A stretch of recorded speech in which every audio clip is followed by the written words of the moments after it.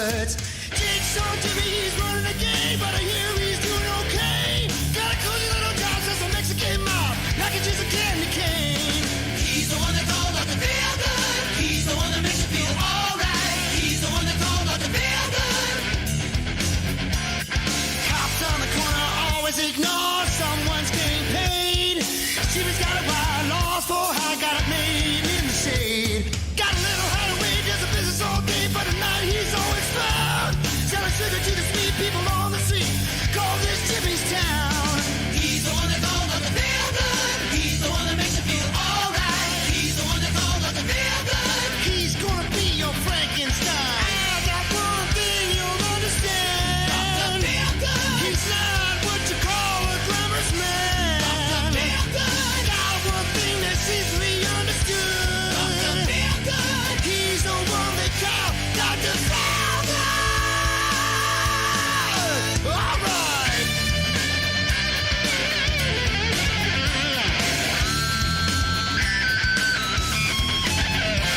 He'll tell you he's the king of the barrio streets, moving up the Shangri-La.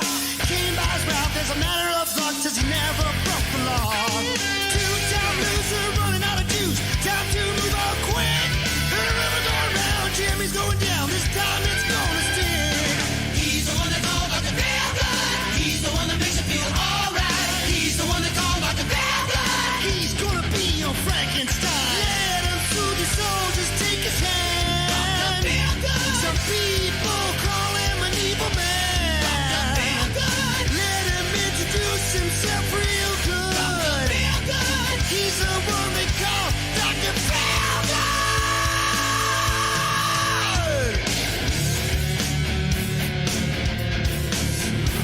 This is, do you know what independence looks like, bro?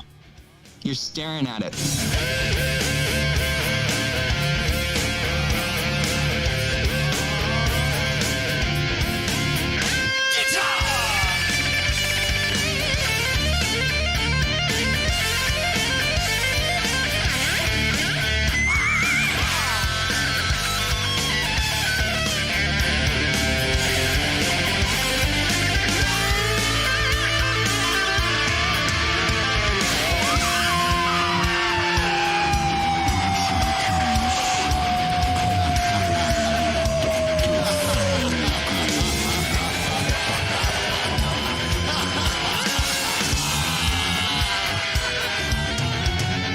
Let him sow your soul, just take his hand. Dr. Feel Good. Some people call him an evil man. Dr. Feel Good. Let him introduce himself real good. Dr. Feel Good. He's the one they call Dr. Feel Good.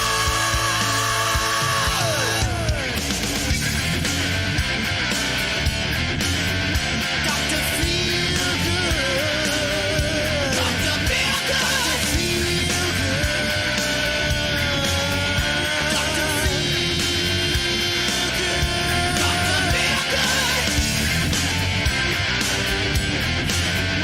Dr. Feel Good.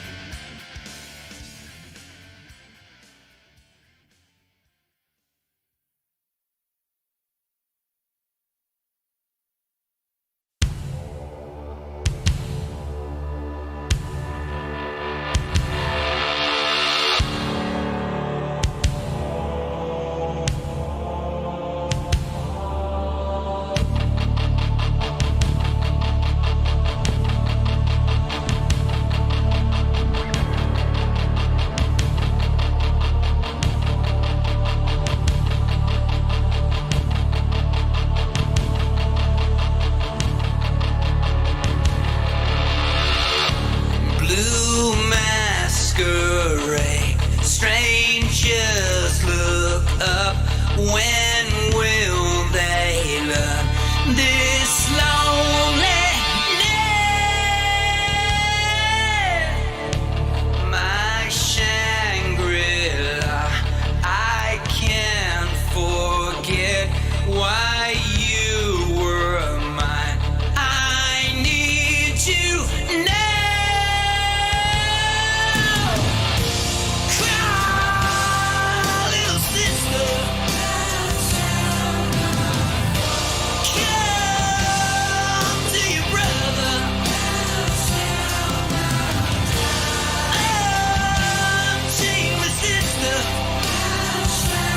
That's facts, Captain Trips. Love is with your brother.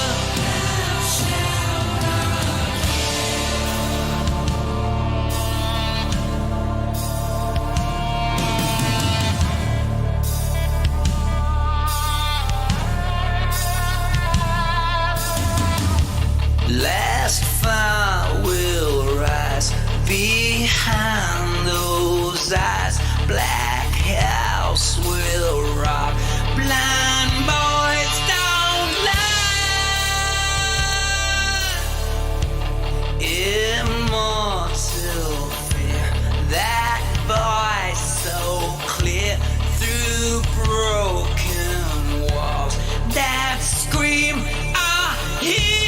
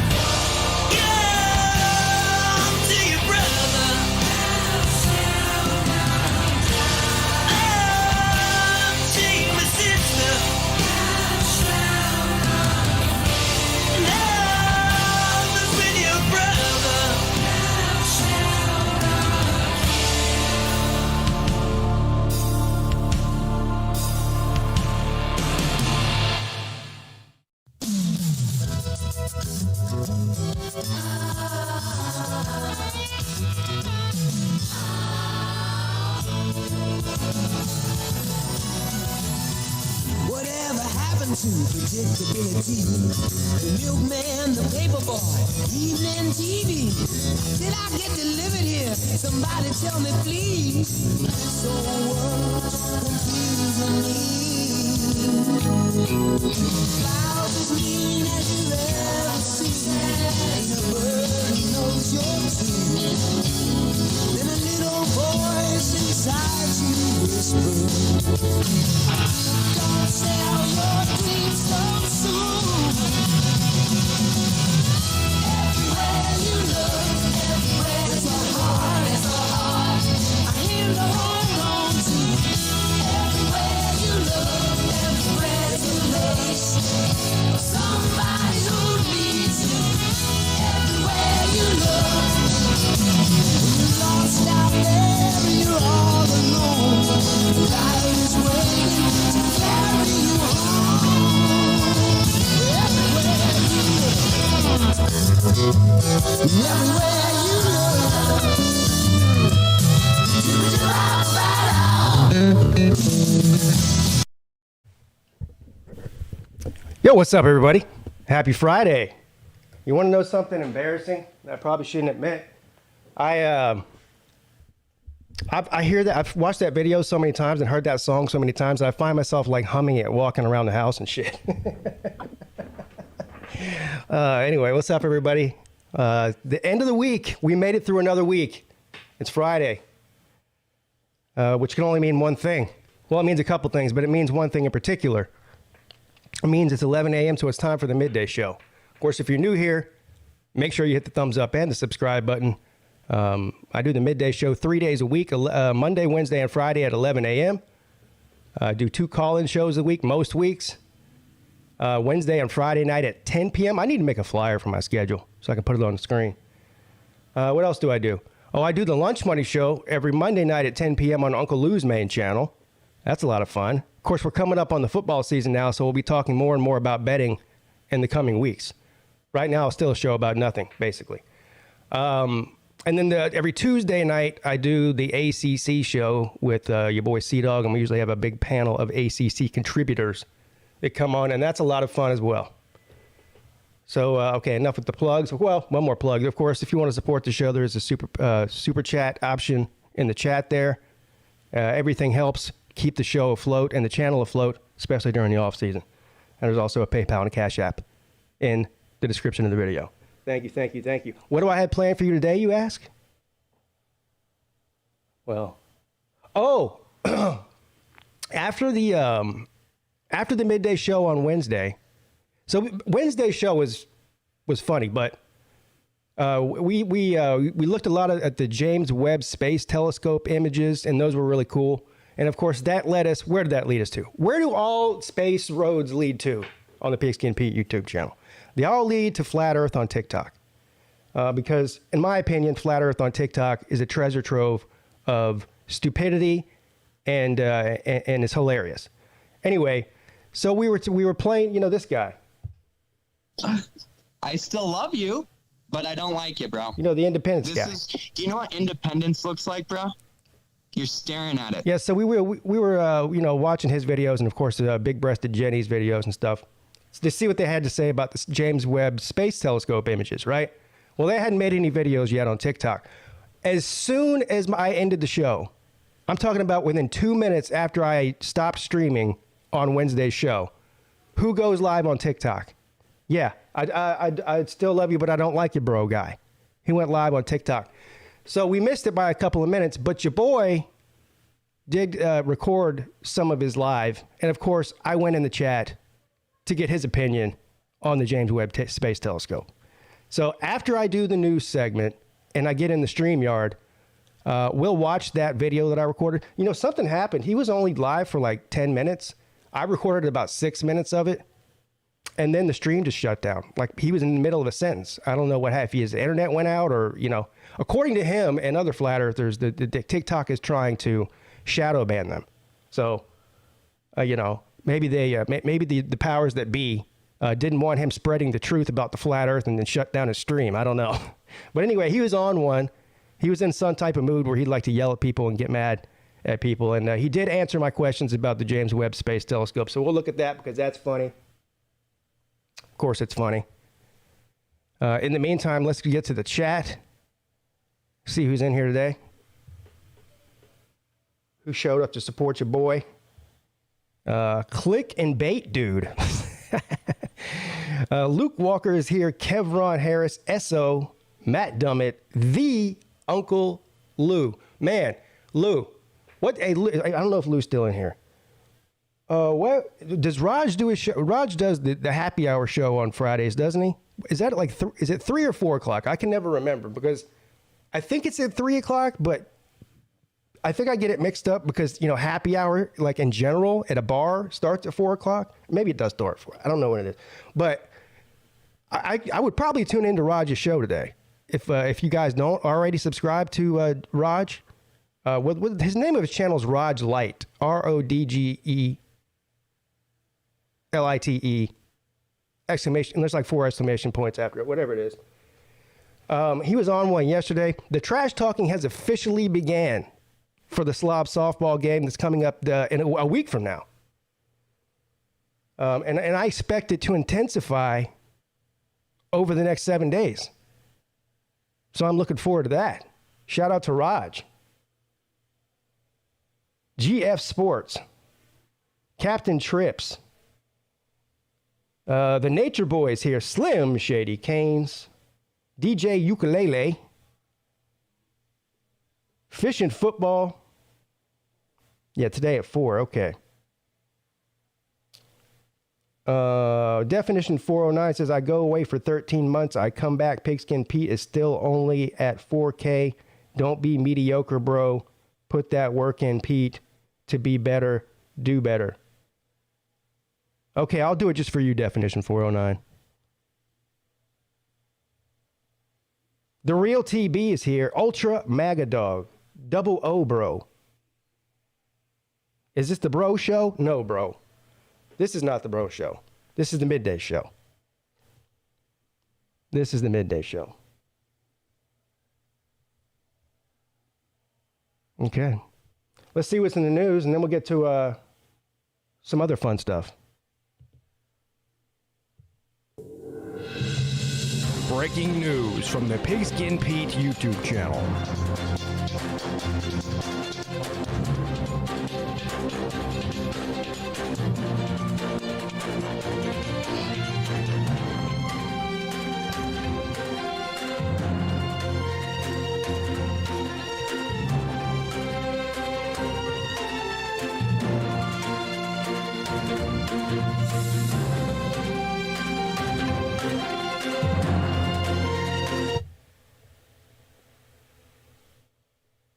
Criminal defense attorney explains why you should avoid self-checkout lanes. Well, I avoid them anyway. I don't need a criminal defense attorney to tell me why. But let's see what she has to say.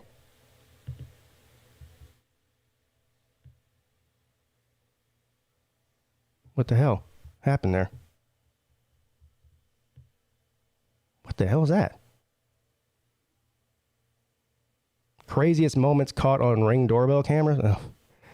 Okay, a lawyer is going viral after sharing why she often suggests that shoppers avoid using self-checkout lanes. Carrie Jernigan is a criminal defense attorney with more than 1 million followers on TikTok. Uh-oh. Where's my pen?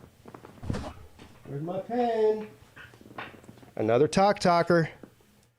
We're going to have to look at her. Carrie Jernigan. Carrie Jernigan. I'm assuming that's her name on TikTok as well. Oh, there it is. At Carrie Jernigan 1. Okay. Anyway, much of her page is dedicated to aspects of the legal system that TikTokers may not know about. In one recent video, she said that she typically tells people to steer clear of self-checkout lanes. The reason? Shoplifters. As Jernigan explains, she usually sees 3 kinds of people getting charged with shoplifting after using a self-checkout lane.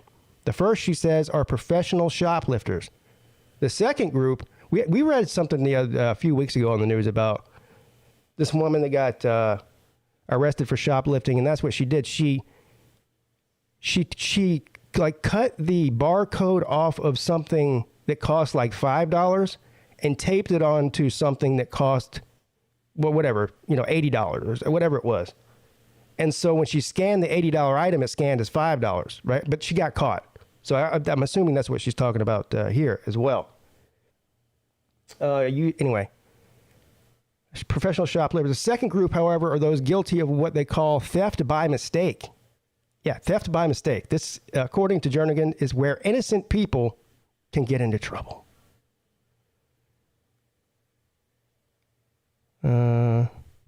Here's a video of her. Here's why, as a criminal defense attorney, I advise most people to steer clear of self-checkout. There's currently 3 groups of people getting charged with shoplifting using self-checkout. The first group of people that are getting charged with shoplifting using the self-checkouts are the people that are going into the stores with the intent to steal. When self-checkout first started, it was a very basic theft approach. They would scan a few items that they planned to pay for, and then they would drop a few items that they did not plan to pay for in their sack. They would leave the store and just hope for the best. That did work some, but nowadays they know that will not work. The system is too good to do something that simple. So they come into the store with a very specific plan on what they are stealing, what they plan to use to conceal when they are attempting to scan. Many times people will come in with barcodes taped to their hand, and they are scanning a lesser code on an item that is... Now that's dedication. A barcode taped to their hand. Much more expensive, and it has become much harder for asset protection to be able to identify these thefts. The second group of people catching this charge, I will call the theft by mistake, and these are the people that I genuinely think just forgot to scan an item. It is usually something that was on the bottom rack of the cart, or say a DVD that has slid under the purse, and when they are walking out, asset protection stops them. When self-checkout first started, I saw where they let almost all of these people either scan and pay for the item, or just let them go but took the item they did not pay for. Now, and I think it's because the first group has gotten so good at stealing that these big box stores are not going to spend their time and resources in deciding if you stole it on purpose or it was a mistake. They have lost all sympathy and they are just taking a tell it to the judge approach. Yeah, okay. I think we get the idea. So some people, what she's saying is that some of her clients are accidentally walking out of the store with items that they didn't pay for. Which is fucked up because, you know, it's not the customer's job to make sure that this is the reason you have cashiers. It's not the customer's responsibility to make sure everything got scanned correctly. You know, I wouldn't have a problem with self-checkout lanes if they gave you a discount for using it. Like if they're going to give you like 5% off of your purchase, right? For scanning your own and bagging your own groceries, then that's fine. Maybe that's worth it. But if you don't even get a discount, this gas station right by my house. I mean, I like the gas station, and well, it's right. It's the one I can go to without having to get out on the main road. So I go there a lot. But it's one of those places. It's Parker's Kitchen. That's all they have in there. Now you can, if you really want to, like request to have somebody check you out. But it's like 4 little kiosks where you scan your own shit. And if you want something behind the counter, you got to ask for it. I feel sorry for the people that work there because they do more work than just a regular cashier would if they were checking you out. Because they're running back and forth, checking people's IDs, getting stuff for people behind the counter, cigarettes and whatever else. I mean, they're running around like a chicken with their fucking head. They get no break.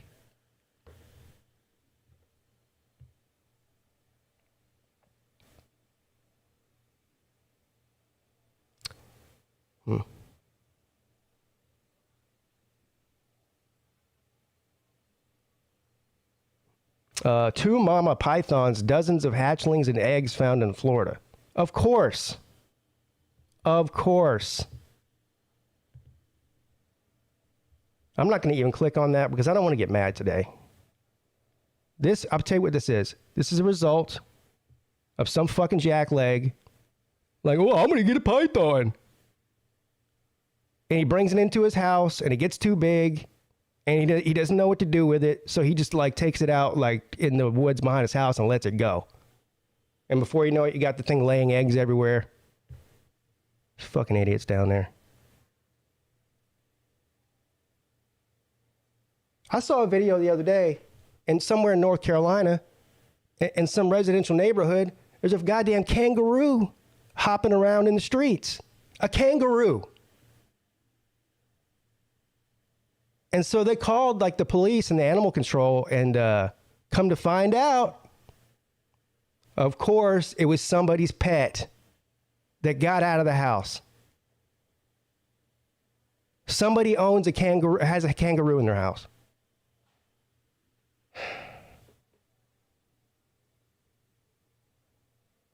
Kelly Ripa literally shocked fans with her insane bikini Instagram photo.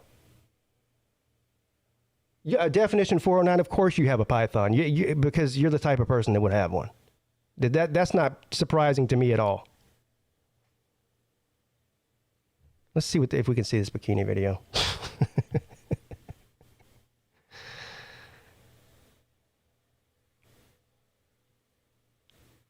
How old's Kelly Ripa now? Is that her? Yeah, I guess that is her. She's got to be, what? Does it say? I know she's in her 50s.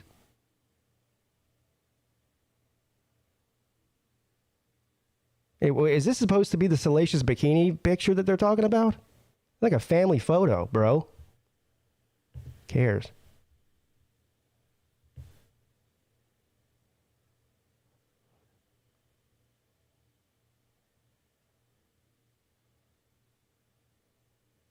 Uh-oh. Dunkin' Donuts employee reveals what happens to all those uneaten donuts at the end of the day. The employees take them home? They throw them away? Give them to the homeless people that are out there? I mean, I don't know. Let's see. What do they do with them?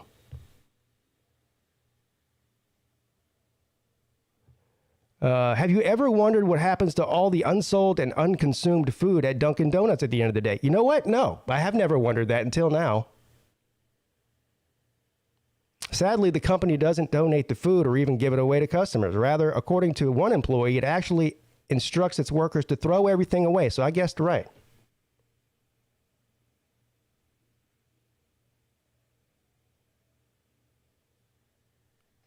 Dunkin' employee Brian Johnston uses his TikTok platform to showcase a day in the life of a Dunkin' worker. You know, there's a Dunkin' Donuts that just opened up, like right here, where I'm at.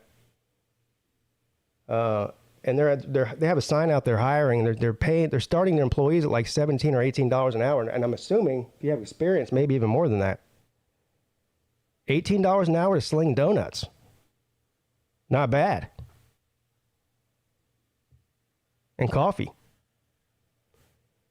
Some of the 16-year-old's most viral videos involve him throwing away more than 300 donuts right before closing, even though they're still perfectly edible. Well, I mean, what are they supposed to do? Donate them? I guess you could donate them. I mean, you're not really doing anybody any favors by donating donuts. That's not like, I mean, they're not exactly healthy, right? I mean, we already have an obesity and diabetes problem in this country. I don't think giving more people more donuts for free is going to help anything. I mean, I guess it's better than eating nothing if you're homeless, I guess. We throw out so much food at the end of the day, said in one video. I do get to bring home some donuts home if I want to, but this is just the routine I have to follow. Well, this is not really a news story because I think we all knew that a lot of restaurants do this, right? I would find it more offensive if, they're just throwing away perfectly good, like steaks and fish and, actually stuff that's somewhat healthy. Give a shit if they're throwing away donuts. It's nothing but sugar.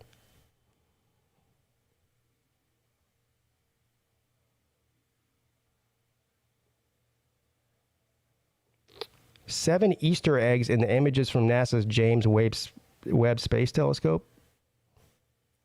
Okay. JoCo pilot arrested after his plane runs out of fuel and lands on I-70 near Oak Grove. You know I'm clicking on that.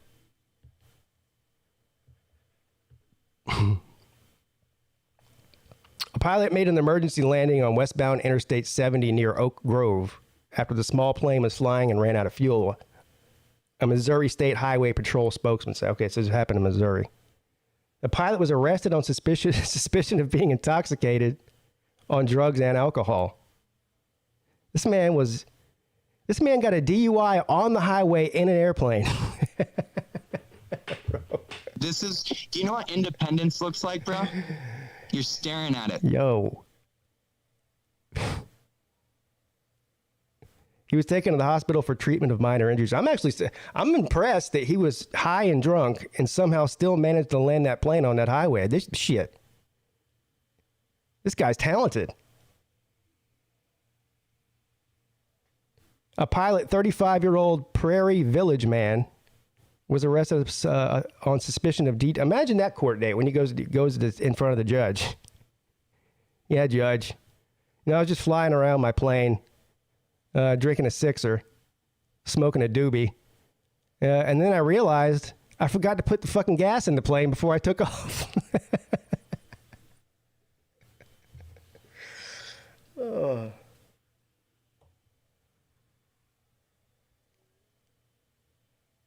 What happened here? Oh, careless and imprudent actions that involved a crash, felony possession of a controlled substance. I wonder what the controlled substance was. I wonder if he was had weed or if he was if he was partying hard in the sky. Like, did he have an 8-ball up there? What's going on? Felony unlawful possession of he had a gun too.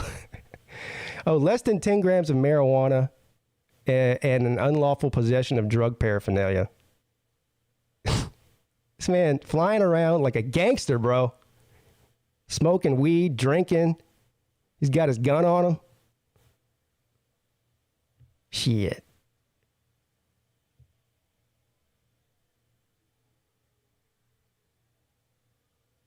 The pilot had a student pilot certificate that was issued in January of 2020, according to FAA Airman Registry. He's prohibited from carrying passengers. So he's not even like a full-blown pilot. He's like it sounds to me like it's like a learner's permit, but for the sky, you know? You know how when you get the learner's permit, you can't have like passengers under 18 or whatever, and you can only like drive at certain times of the day, daylight. That's what this sounds like, except for the sky.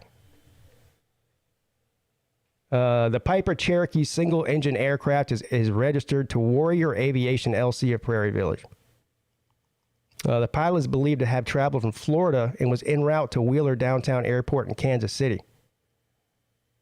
Hold on now.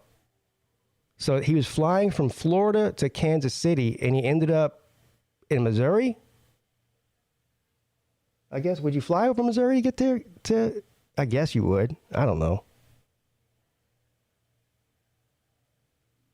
John Serrain says he's a private pilot.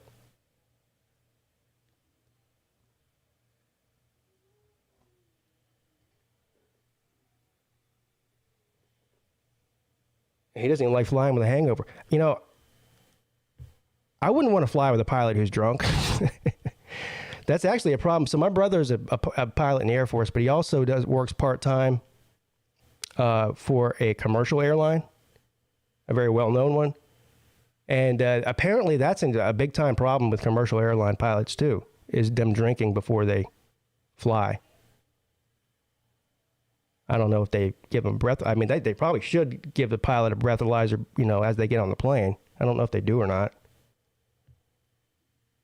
But yeah, alcohol in flying planes, I don't think that's a good idea. Not at all. The plane landed on the highway shortly before 2:45 a.m., so he was pulling an all-nighter, striking a guardrail along the side of the interstate. The pilot was the only person on board and sustained minor injuries. No vehicles were hit by the plane. All right. Well, something tells me he won't be flying again for a long time, at least not legally, which I'm not sure this guy really cares about the law.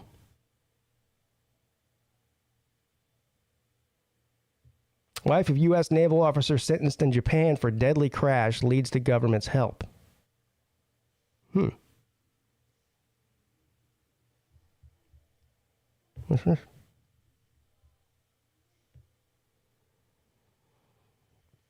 In an exclusive interview with CBS Mornings, the wife of U.S. naval officer sentenced to 3 years in Japanese prison for a deadly crash she says is angry with the punishment and is asking for American officials to help bring her husband home.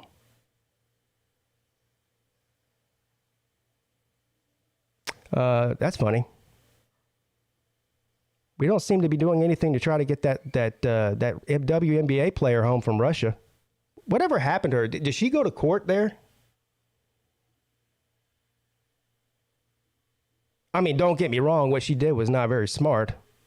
I mean, taking weed to Russia is just it's idiotic. But anyway, you know, it's fairly harmless thing. I don't think she should be locked in prison for the rest of her life in Russia for it. But anyway. Lieutenant Ridge Alconis is accused of falling asleep at the wheel and crashing into and killing 2 pedestrians. The lieutenant's family says she lost consciousness due to altitude sickness. Altitude sickness. So she must live at a high altitude in Japan? Anyway. She pled guilty. Has she been sentenced?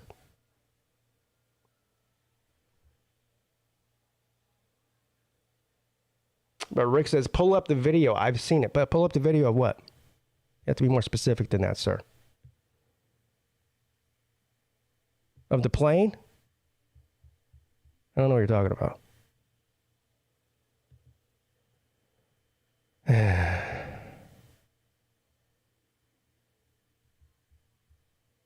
All right. Let's get to the StreamYard. The StreamYard link is in the description of the video if anyone wants to come on. Of course, I got Luke Walker right here. What's up, Luke? You there, bro? I think Luke fell asleep. Your microphone's off, buddy.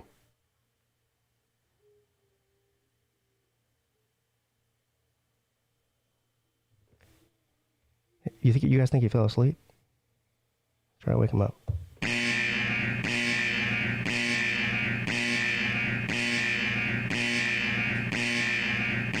Dying, Rose. Oh my God!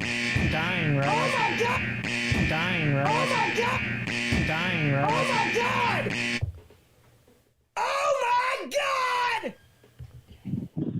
Oh my God! I'm in my underwear, and Tennessee hit a grand slam walk-off home run. Slim's not asleep. No, Luke is, though. it happens. Yeah. I mean, I know He sometimes. was up all night partying. Yeah. Maybe. Maybe he was just so bored by my reading the news that he just fell asleep. That's possible. Anything is possible. Yeah, anything is possible.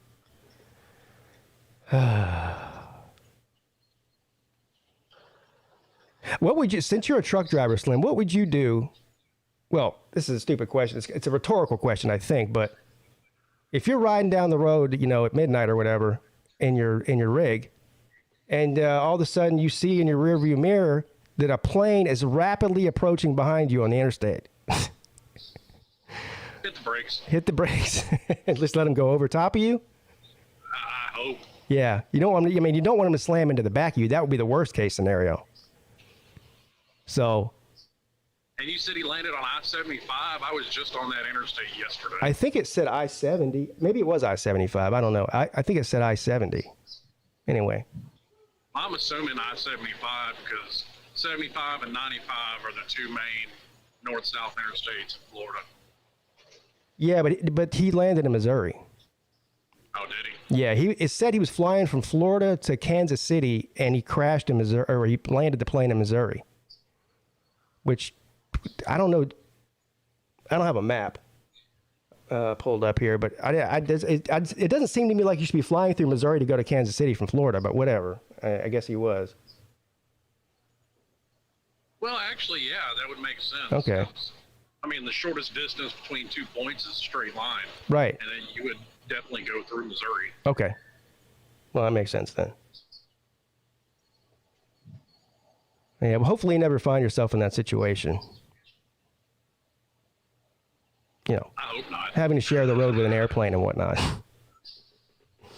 I mean, a small one like that, okay. You know, if I see a 747 trying to make an emergency landing, I think I'm just kind of screwed. Yeah. Well, I don't know if you were here at the beginning of the show when I first started the show, because I was telling. First of all, I'm not going to spend the whole show talking about flat Earth and everything like we did last time, but I did say that as soon as we got off of the air on Wednesday's show. Oh yeah. That guy went live on TikTok and I recorded it for a few minutes, and of course. The whole point was that we want to know what his thoughts were about the James Webb Space Telescope, right? And so, what did I say that he was going to say about it? Well, it's all CGI. I mean, isn't that the blanket excuse? Yes. So, I'll go ahead and start playing this video. I'm going to stop it periodically and comment because there's more going on here. But but I do get in the comment section and he engages with me. And of course he gets mad at me and others. So here we go. Enjoy. So the Earth is flat for sure. Do you I wish you had 1,000 people I'd bring on here. It's not a globe. Is it flat? I can't say for sure the Earth is flat, but it's not a globe. This is the argument. We're not trying to prove any model here.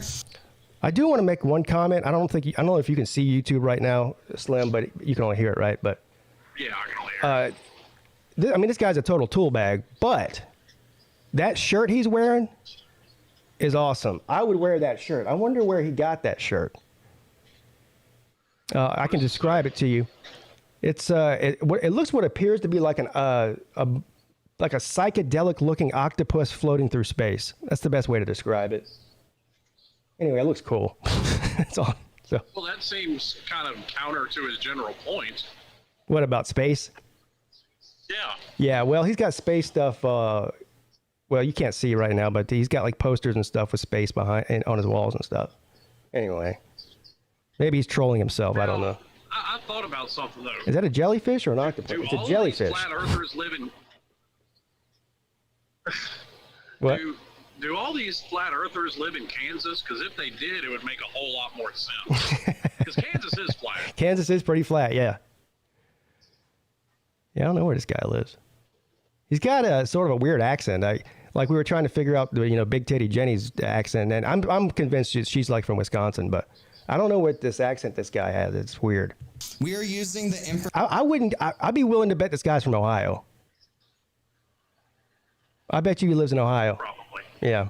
information given to us by the $69 million a day we're spending on NASA to determine whether or not what they are telling us is true versus trying to, without any money, create a model that we are completely harassed for even trying to talk about. So the point is not to prove the earth is flat. The point is to prove that the massive amounts of money that we are wasting on NASA and the Space Force and all of this garbage is being thrown in the trash because there is not this globe that they're telling us. It's not the globe. Okay, so this is the part of the stream where I switched from full screen to where you could see the chat because I am joining the chat at this point because I want to ask him some questions. So you can see, I don't know if you guys can read if it's big enough, but the chat over here on the right side, there's a lot going on in there. There's a lot of idiots in there. I'll tell you that right now. But anyway, you'll see me in a second typing in there. They've been showing the same stuff forever. Are you kidding me? There's like, if you ask a globe earther to show you one photograph of the earth that they think is real, the one photograph that every single globe earther will use every single time is from 1972. They won't show you the 2012 picture. They won't show you the 2014 picture. They won't show you the 2017 picture. They won't show you any of that. They will show you 1972 blue marble. Okay, so you can see in the chat, I just typed in, did you like the James Webb telescope images? And say, look, the earth is a globe. The other day, the knucklehead Globey went and put on his, Jenny was saying, why isn't there a 24-hour video recording from the moon watching the earth? That would be a perfect place to observe the earth from. We find it necessary to observe distant galaxies that have nothing to do with our home, but we don't find it necessary to observe our home here? That does not make it. But we do observe our home here. 24 hours a day, there's an International Space Station that's always looking at the Earth. But of course, if I'm not mistaken, isn't there like a YouTube channel with a 24-hour feed from the ISS? yes, there is. But they say that's fake. They think that whole feed is just in a movie studio. It's fake. There's nobody in it. There's nobody in either that. Some of them believe it's just completely fake, or some of them believe that it's not in space. It's just high up in our. It's only like a couple thousand feet up, and that's why you can see it. You can see the space station at night if you look. It's like because it's bright like a star because of the reflection of the sun on it. But anyway. I don't know what they believe, but yes, there is a 24-hour feed, and yes, we are monitoring our planet 24 hours a day. So I don't know what he's talking about. Any freaking sense at all. The telescope, the James Webb telescope, there's no So he's answering me. way you believe that's real. No way. See? You could show that to any child and ask him if Now, I'm going to rewind that for a second, but not only does he believe that the images from the telescope are fake, he believes the telescope itself doesn't even exist. I mean, that's a whole nother level there. Hold on. the telescope, the James Webb telescope. There's no way you believe that's real. No way. You could show that to any child and ask them if that's a real photo or not, and every single child will tell you absolutely not. Those are cartoon images. The James Webb, like, why isn't there a photo of this thing that's not CGI? Sure, there's one. Boom.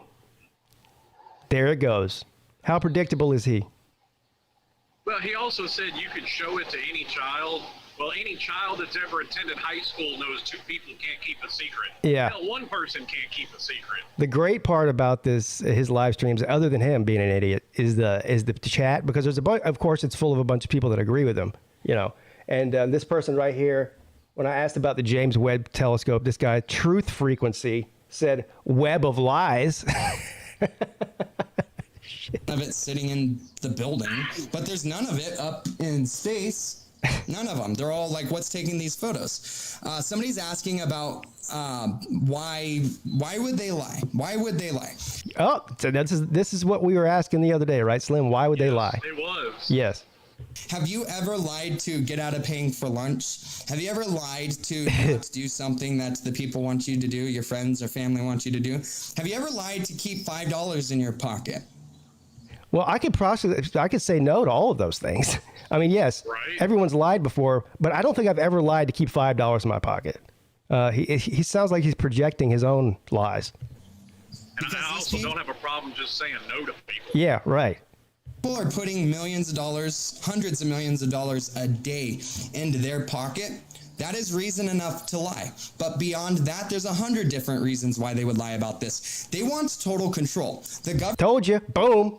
I know all the talking points. It's almost like he watched the show on Wednesday and then went live when I got off of the air, because he's saying the exact same things that I said he would say. We're giving them ammunition. Yeah. Maybe stop.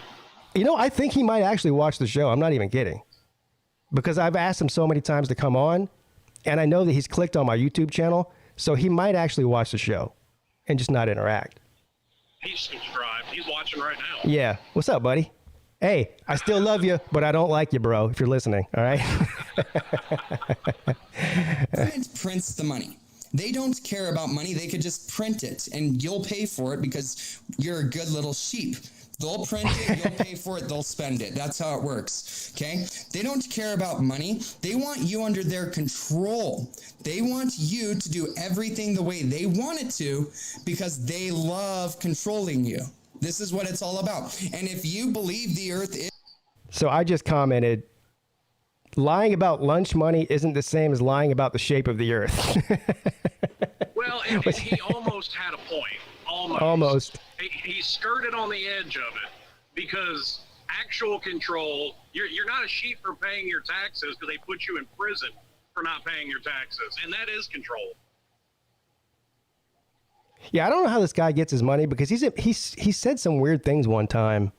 He doesn't work. He refuses to work. I guess maybe he makes money on the internet. I don't know. You stay-at-home dad? Yeah, he definitely is. Look who decided to join us. Hey. Welcome, sir. Yeah, what's I'm up, about to Luke? throw my router out the window. Oh, is that what was going on? It's still going on. Oh, really? My Wi-Fi's gone out 3 times in the last week. Oh, wow. Oh, you're having the same problem Twitter had yesterday. Everybody was freaking out because Twitter crashed. Oh, I didn't even notice. Yeah, it was crashed when I woke up. Oh. Because it crashed at like 8:30 in the morning. Oh. Yeah, I didn't notice that. Anyway, where were we? What were you saying? Control. Oh, yeah. So I don't know if you've been listening, Luke, or you're Yeah. trying to listen. I just got here. Yeah. Yeah, so he's saying the exact same things I said he would say in the show on Wednesday. Exactly, almost word for word. I mean, there's only so many things I can say. Yeah.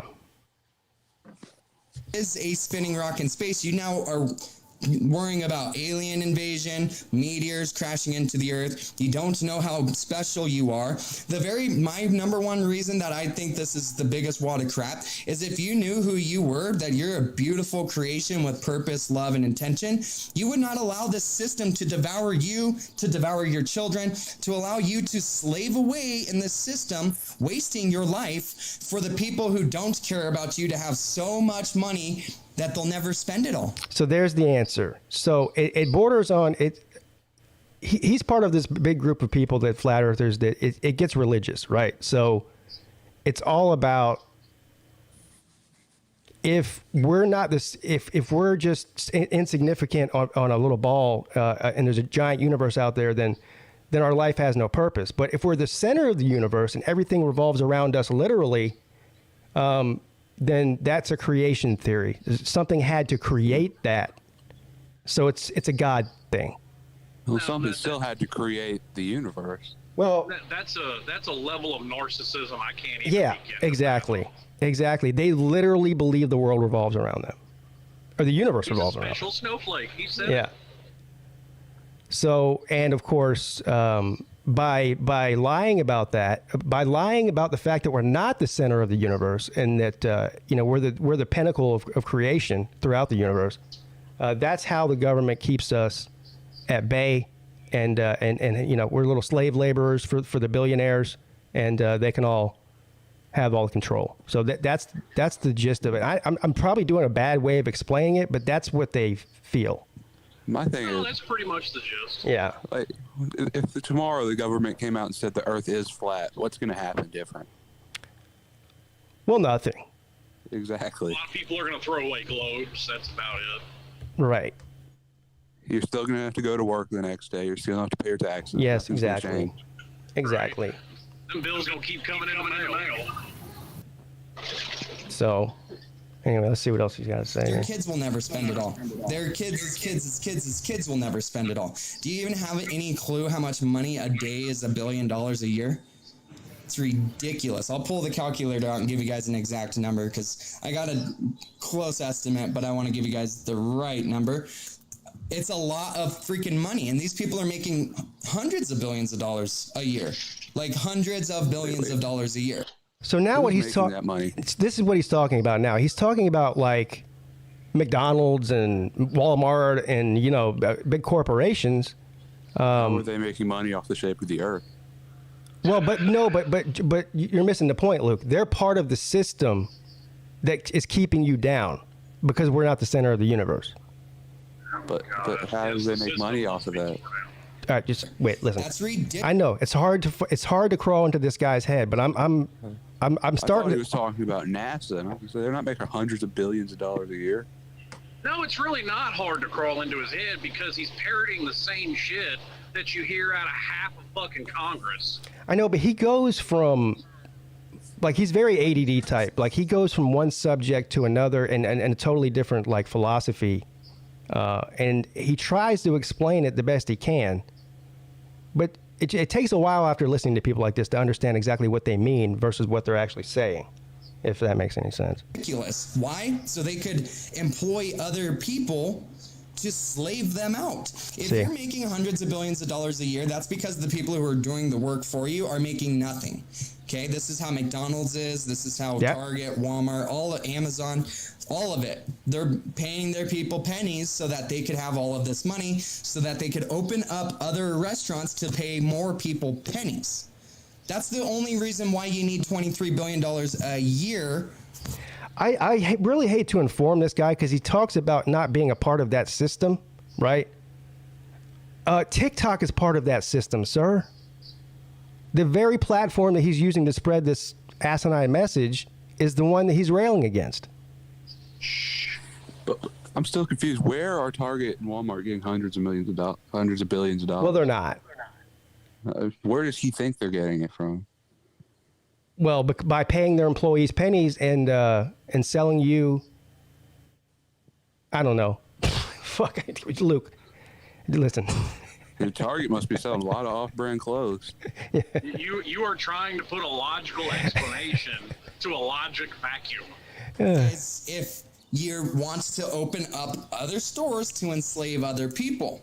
There is absolutely no need for these people who are making all of the money to even be a part of our system anymore. We don't need them. We do not need them. There's tons of different ways to fix this. The one thing is the one reason why it's not fixed is we are divided. We are not. How much do you want to bet he shops at Walmart and orders shit off of Amazon?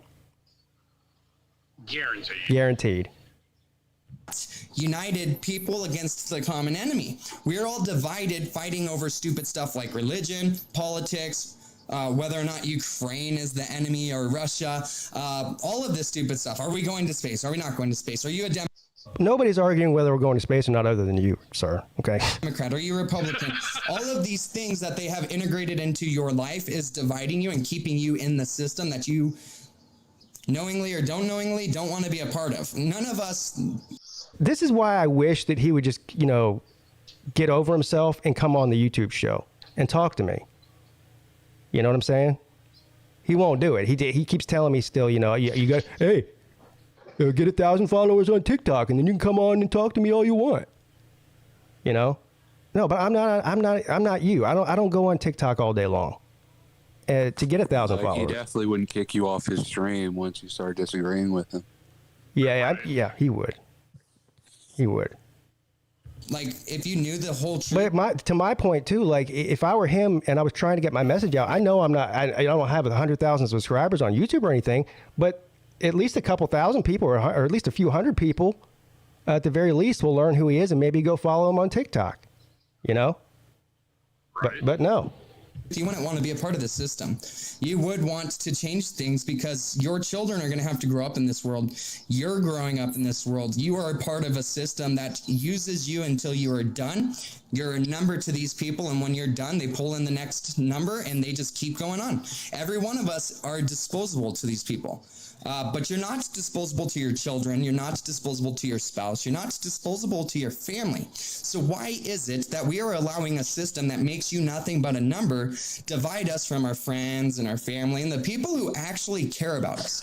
Many of you will treat people like an awful bag of dung just because they question whether or not the What does this have to do with the I have seen how Nothing. Sir. some of you react to people who are just questioning it, like, okay, like, if this is the case, how would this work?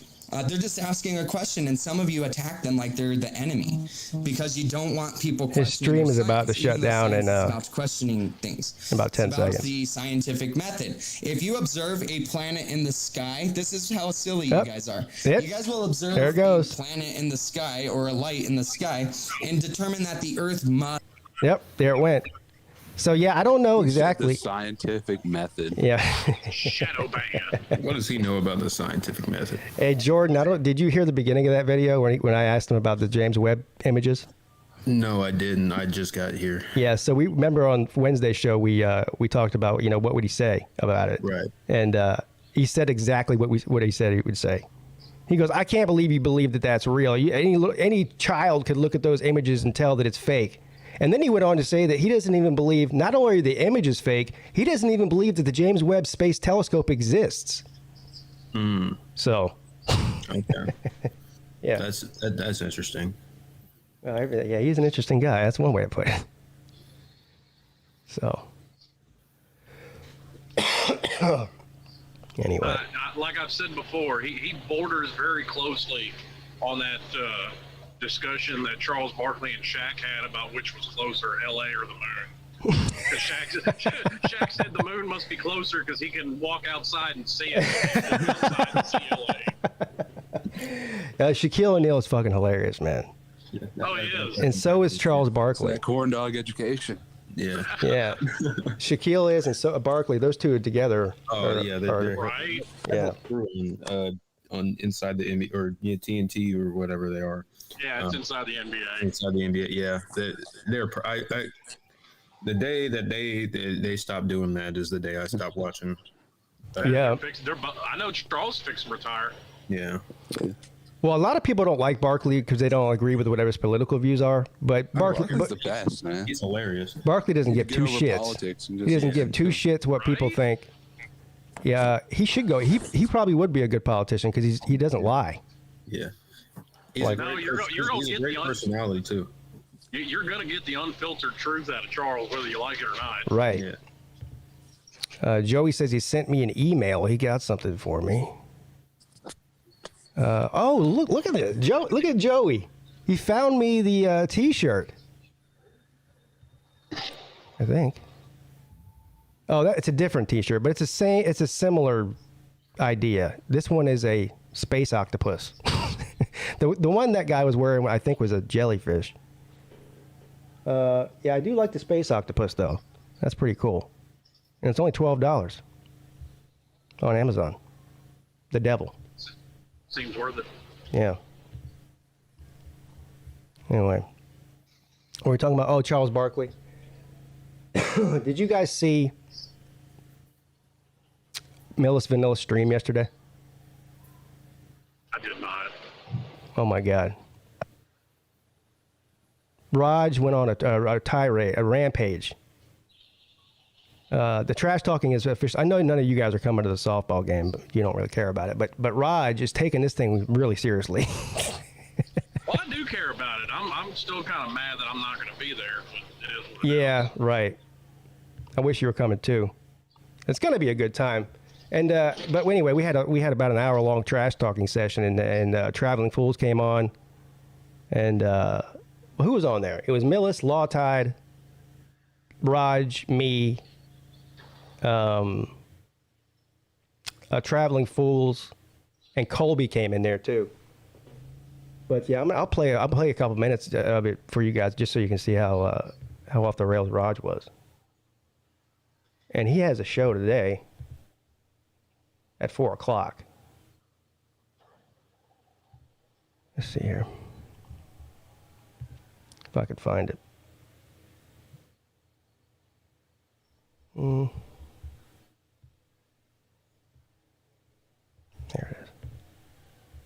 it is. Hold on.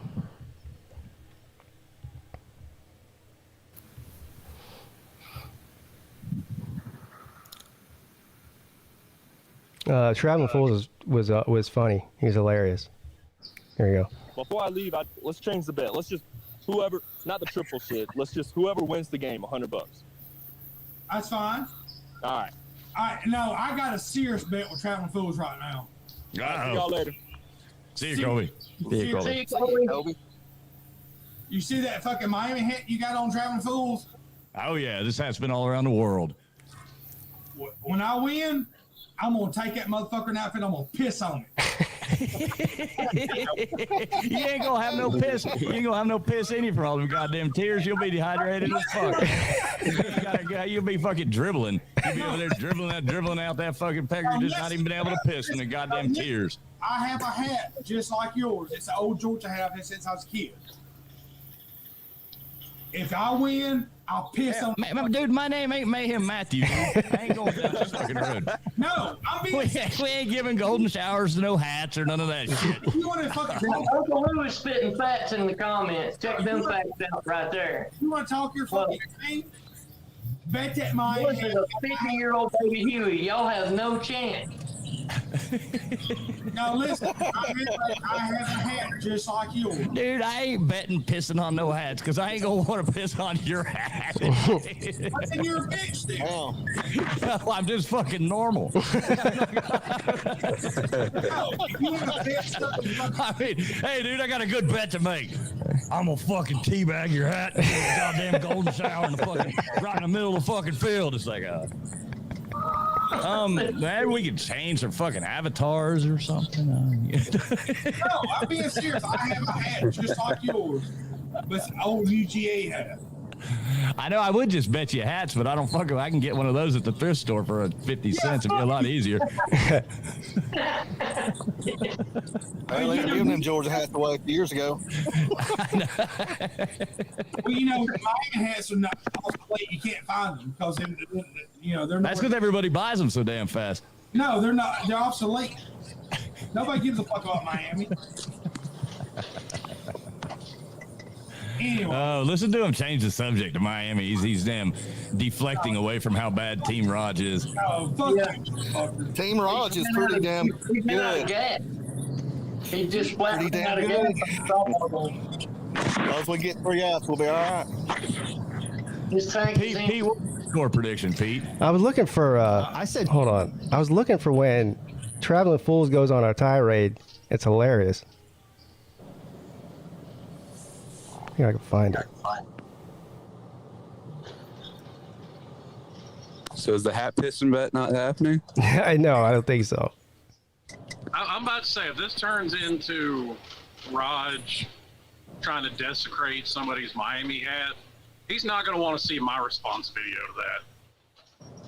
Like, the people 3 doors down from me have got some English Bulldogs. I'll walk down there and kick them in the face. All right, here we go. Listen to this. Oh my God.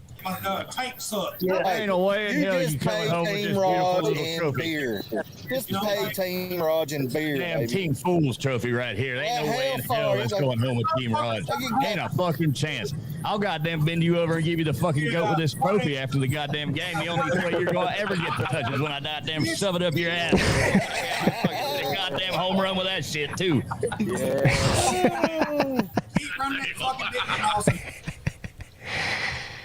Oh God. Anyway, that's that. Damn, how do I get out of this shit? Okay, now we've had it happen once. Who's going to be the one person to take shit just a little too far in the softball games? I don't know. That's a good question. Who do you think? I'm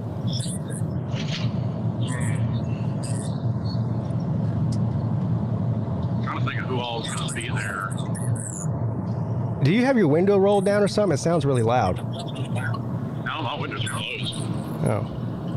I don't know why it sounds so loud. It doesn't normally sound like that. It sounds like it's coming from Luke. Coming from Luke? Yeah, it is. Yeah. What the hell is he? What are you doing, Luke?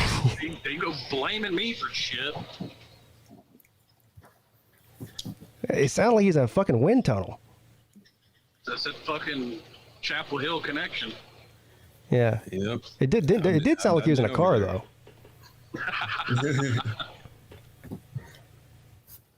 LSU says True Seminoles. LSU says True Seminoles says LSU bring it on. Look down in the bayou. When do they play? Opening week. Yeah, Oh. that's week 0, I think. It's not week 0. It's not week 0. It's week 1. I'm pretty sure. It's a Sunday, isn't it? Yeah. I know it. Yeah, I know they play like they have their own day pretty much. I mean, I get that it's Brian Kelly's first game in his first year, but I mean, LSU's talented enough they should be able to steamroll Florida State. You think so? I don't think Florida State's talented too. It's kind of this battle of the underachievers. I said should. I didn't say they will. Well, Florida State has a week 0 game. They play Duquesne on August 27th. That's a tough game. Right. Yeah. So, Florida State and that does might be get the most interesting game, week 0. Yeah, besides North Carolina and FAMU. Yep. FAMU's got to be favored. You would think, right? Yeah, sure. They're favored in the battle of the bands, that's for sure. Yeah, definitely. So Florida State, LSU, September the 4th. It looks like LSU's the home team, but is that a neutral site game or is it in Death Valley? It's a neutral site game. It's a neutral site New game. Orleans is so neutral. Yeah. Oh, that's where it's at? They're in the Superdome. What a joke. Just like Oregon and Georgia playing at a neutral site in Atlanta. Yeah. Right. Yeah, that's bullshit. Yeah. I mean, both of those, I will give them credit, make a whole lot more sense than Florida and Michigan playing in Dallas.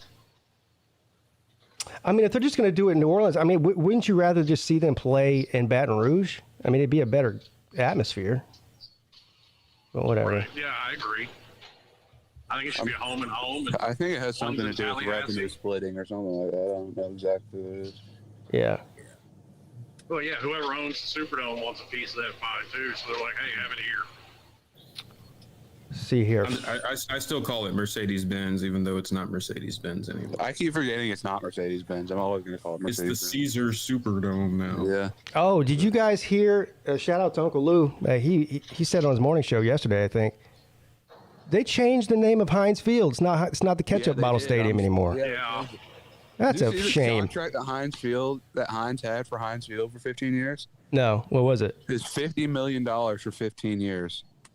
God damn. What does that compare to every? I mean, I don't know how that stacks up to. SoFi is paying the Rams. I think it's $200 million. Holy hell!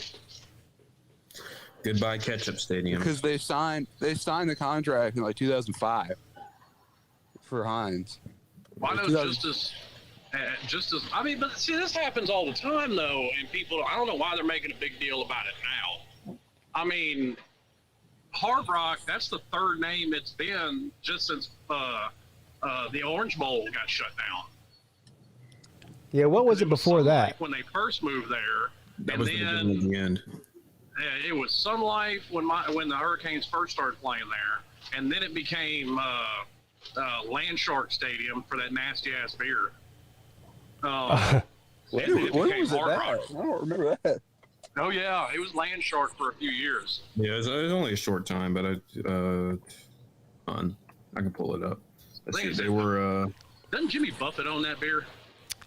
Yes, and it's a terrible name for a beer, by the way. Well, it's a terrible beer, so. Yeah, makes sense. let's see if I can find it. I got a picture to show you guys. I mean, Busch Light outsold Land Shark. Yeah, so they were Land Shark in 2009 and 2000 through 2010. Yeah. So then it was Dolphin Stadium for 14 days. Then it was Sun Life. I guess that was being Sun Life. Yeah, it was Sun Life for 6 years, and then it was New Miami Stadium from February 1st, 2016 to August 16th, 2016. So they didn't even play. Miami didn't even really play a game before they changed it to Hard Neither Rock. team played a game. Yeah. Yep. So I can't find this picture. Damn it. I thought I emailed it to myself. Anyway, I'll tell you what it is. Maybe I'll find it later. It's a picture of Jimmy Buffett in a Clemson shirt. What is Heinz renaming to, by the way? I forget the name of the company. Yeah, it's some. It's like is it like an insurance company or something? it's Acrisure. Huh? Acrisure. Is that insurance? I think so. Something like All I that. know is it's a terrible name for a stadium. Yeah. It's based in Too many Grand syllables. Michigan. Yeah. I mean, some of them, even with decent names, get turned into bad names because most people call Crypto.com Arena. Meth Life Stadium. Yeah. Meth Life Stadium. Crypto.com Arena is the worst change. That's the new name of the Staples Center. Oh. Well, apparently the Pittsburgh Steelers fans are all pissed off and they refuse to. They're still going to call it Heinz Field. You know what? Gonna call it that. I think I'm still going to call it that too. But it's a shame because they did have, on the inside the stadium, they had the name Heinz Field and the big ass ketchup bottles. Yeah, they're and so ketchup bottles off. that's why I called it the ketchup bottle stadium. But now they're not going to be there anymore, which is a shame. So maybe the Pittsburgh Panthers can find their own stadium. Probably not. I'm not even sure. Nobody goes to their games anyway. Yeah, so I'm not sure they even know this name change happened. I wonder how much they pay to lease that stadium out for their home games. I don't know. Pitt's rich, so it's probably not. Yeah. They're rich? Well, and actually, they were talking about when the rumor was whenever the Steelers get a new stadium, they were just basically that was going to become Pitt Stadium. They were going to stay there. It might be a little while before Steelers get a new stadium. I don't know. Unless they're going to pull a Braves and get a new one every 20 years.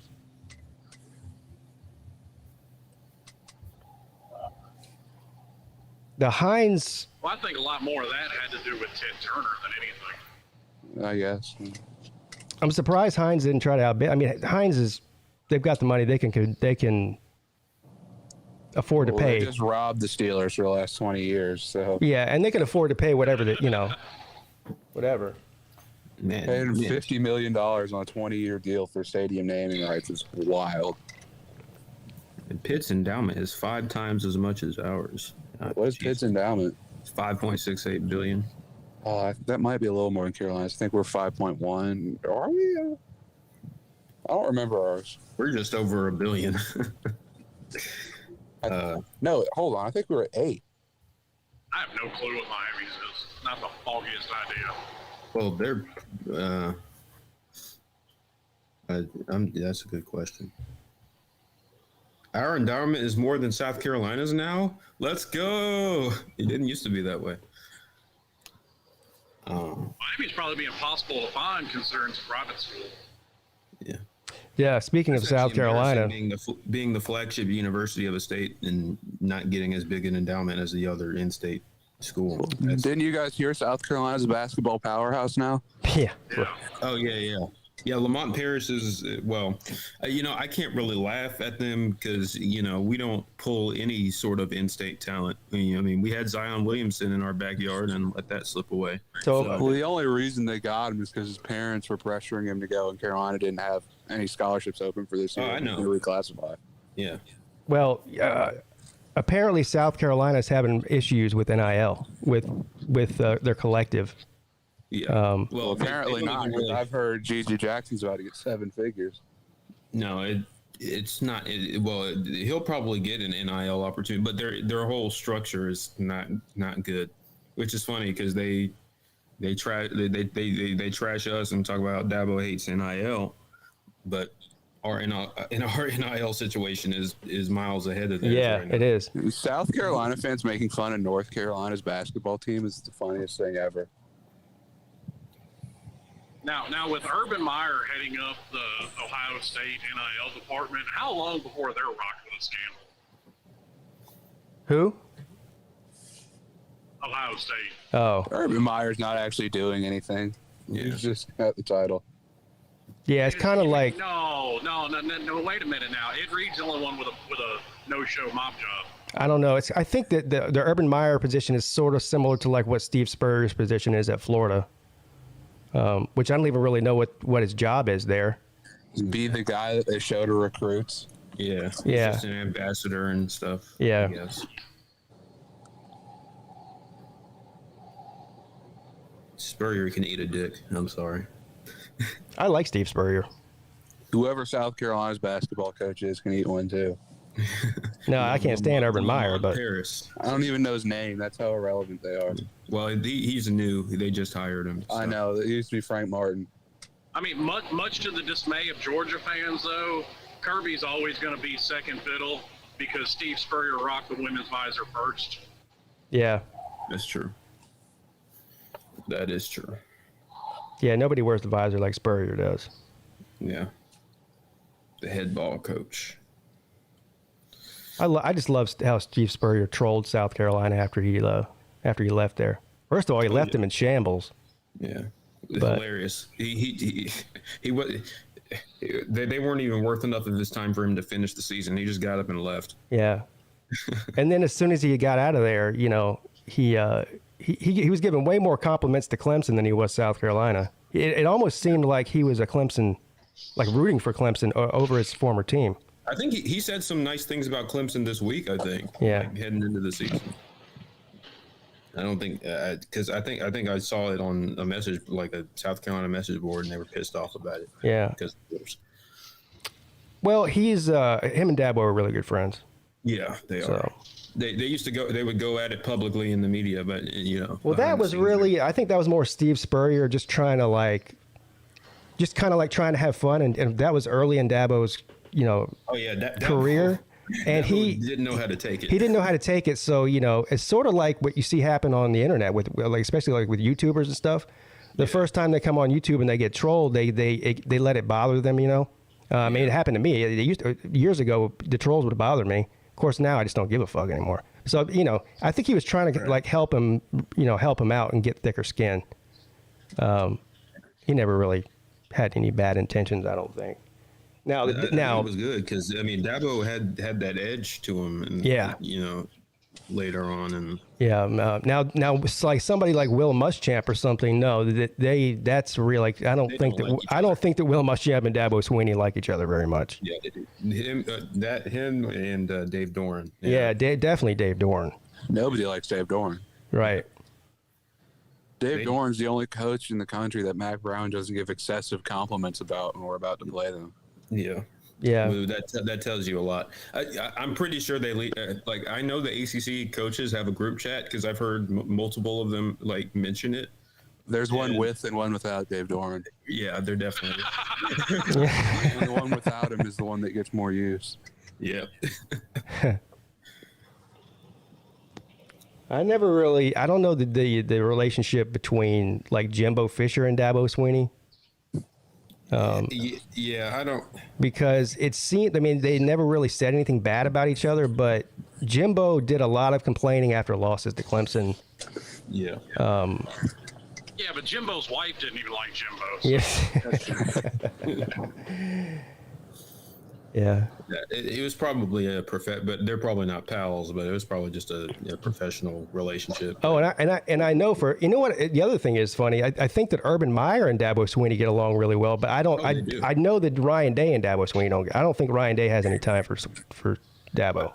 Well, I don't know. I don't think they really have I just don't think they interact very much. Well, I know he thought it was a slap in the face whenever Dabo ranked them, whatever it was.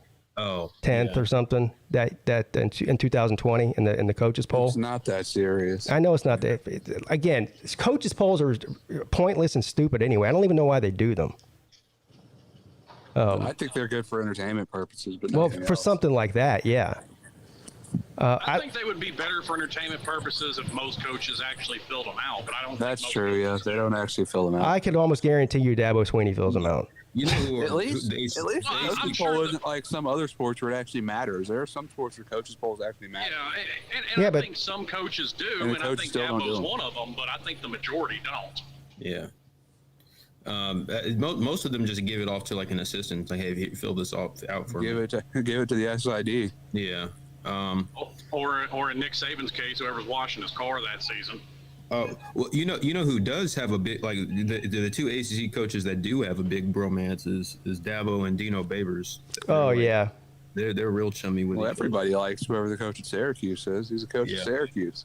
Yeah, that's why I was really hoping during the offseason that Dino Babers would get relieved of his duties at the same time that Clemson was looking for an OC and get Dino Babers down at Clemson. That'd be fun. They still wouldn't have got him. They would have just hired from within. Well, yeah, probably, but I don't know. I mean, who knows? You're probably right. Dino would fit at Clemson. Yeah. I think. Yeah. I mean, I guess, some people are like, why would you want to go from being a head coach to an OC? Well, I mean, he could go to Clemson and be an OC for 3 or 4 years and then until a better job opens up. Or be the head coach at Ohio. Yeah. Yeah. Well, that's usually how it happens. A lot of times is guys that are, fired end up, going back to being an OC or DC. Yeah, like Will Muschamp right now. Yeah. Yeah. Mm-hmm. Well, I'm not sure Will Muschamp will ever be a head coach again. I think he will be. I mean, not at the Power 5 level. I think because he's failed at 2 different stops. No, look, I'm not saying I wouldn't hire him. I wouldn't want him to coach my team if I was another team. But I still believe he will be somewhere. Yeah, I mean, if you can't. I mean, I wouldn't be. I wouldn't be upset to see Florida State hire him. I could see him going back to a lower level SEC team, like let's say like Missouri, yeah, maybe something like that. Trying to think of somebody else. Vanderbilt. I don't know about Vanderbilt, but you get what I'm saying. A program at the level of Missouri. Yeah. Maybe not even in the SEC. Maybe in the Big 12 or something. Who knows? But I think a bigger name. I think a bigger name Group of 5 team might even be better than say a Vanderbilt position. Like Boise State to me would be a better job than Vanderbilt. Oh, no doubt. No doubt. Vanderbilt might pay better though. No, well, I'm not talking about pay. I'm just talking about. I'm not even sure about that. I don't know. I mean, what else are they doing with that TV money? Yeah, I'm sure they can afford to pay you more, but it's like, I mean, do you take the extra money and be unhappy and know you have no chance every year to win, or? Hey, you can win 3 games a year and not get fired. Yeah. I'm not sure Vanderbilt cares. I mean, they'll take that $100 million a year from the SEC network and sink it into the hospital. Well, I mean, they're a baseball school. Well, they fired Derek Mason. I mean, Derek Mason didn't do anything wrong. He just didn't win, and they fired him. They want to be good, but they're not going to go out of their way to be good. It reminds me, where is Derek Mason now? What's he doing? He's the coordinator at Arkansas, DC at Arkansas. Okay. Well, that explains a lot. Isn't that the one that Dan Mullen tried to fight not for a Arkansas, minute? Oklahoma State. Oklahoma State. All right. He's the one that almost kicked what's his face's ass. Yeah, Dan Mullen's ass. And Dan Mullen was doing the whole hold me back routine, hold me back. I mean, I get two coaches fighting is kind of hilarious, but Derek Mason's a big dude. Derek Mason would have ripped his fucking head off and pissed down his throat, man. Yeah. I mean, that's kind of like the Utah head coach. I wouldn't want to fuck with him. Oh yeah, he's jacked too. Yeah. Yeah. Yeah, and Derek Mason's not just jacked. Like he's an intimidating guy. Like I wouldn't want to piss that guy off. He seems like he'd just snap at any moment. Yeah. Yeah, him and Mike Gundy. Yeah, well, there's an off-season event right there. The head coach fight bracket. Right. Hey, there you go. Something tells me that Mike Gundy be, a little quick, wiry type. Probably. I mean, people like now. What's his face? Bigfoot down there at Mississippi State. He ain't fighting nobody. No. Yeah. No. I mean, if you cut in line in front of him at, Burger King, he might, but that's about it. I imagine Nick Saban's one of those psychopath fighters that'll just try and kill you. Well, I mean, he's got, the Napoleon complex going on. Look, he's in really, really good shape for his age, but he's still old, and he's like a midget basically. So. I know that. I'm saying he's one of those psychopaths. Yeah. That can just take a ridiculous amount of punches and stuff. I bet you Dabo could scrap. Dabo could scrap. He's pretty built and athletic. Dabo's built. Like, he's like people. I don't think people think about it very much, but when you especially when you see him in just a t-shirt and stuff. Yeah, he's jacked, man. He works out a lot. Yeah. He works out. I can't say the same thing about my team's head coach. Oh God. Well, for the first time in a while, I can, because Mario Cristobal's a big dude. That'd be a good fight. Mac Brown and Nick Saban. Mac Brown. Mac Brown versus. Can't fight anybody. He's too nice of a person. Yeah. He's like that nice grandpa that gives you everything you want. But Mario strikes me like he's like he'll give you a warning and be like, listen, man, like you don't want this. That would be a good fight. That would be a good fight, Dabo and Mario. Yeah. Speaking of that, let me pull it up. I think I found that video that I was talking about last time. It's Mario fighting Dabo. Hold on. Oh, the WWE page. Yeah, have you seen it? Yeah, I saw it on the timeline. It's funny. If I can find it, I can never find shit when I'm looking for it. I just saw it a minute ago, and now I can't see it. Well, wasn't Dabo a wide receiver in college? Yeah. Yeah. Yeah, so you're talking about a wide receiver versus an O lineman. Dabo gets squished. Well, Dabo is a lot bigger now than he was when he was in college. Yeah. Oh, I understand that. It doesn't matter. Mario's offensive linemen are trained in hand-to-hand combat. I mean, Mario's probably in better shape than he was in college because, you're packing on extra pounds just to be in the damn way. Have you seen those offensive linemen's diets, like NFL offensive linemen? They eat like 15,000 calories a day. Well, yeah. I mean, they're about the same age too. So I mean. Yeah. So. Well, no, I think Mario's a little older than Dabo by a few years. Mario's 51. And Dabo was like 50. Did he turn 52 this year? I think Dabo might. Yeah, he's 52. I think. Dabo's 52. Dabo got a head coach job young. What the heck? Yeah, he was in his. Well, wait a minute. That doesn't make sense because by the time Dabo won a national title at Bama, Mario was already in the NFL. Well, is that right? Because Dabo won a national. Well, okay, so Dabo won it in '92. And Mario was on the '89 and '90, so he's at least a year or two older. No, Dabo's older. So I don't. Dabo's 52. It doesn't make sense. Mario is actually good. Mario started. Yeah. I'm about to say, because Mario was on the 89 and 91 national title teams. Yeah, I know Mario started. I don't know if he started for the 89 team. I'm pretty sure he was a starter for the 91 team. All right, hold on. Here it is right here. Dabo never started, but he caught a few passes in his career, but Yeah, he was just they put the walk-ons in against the FCS. Yeah.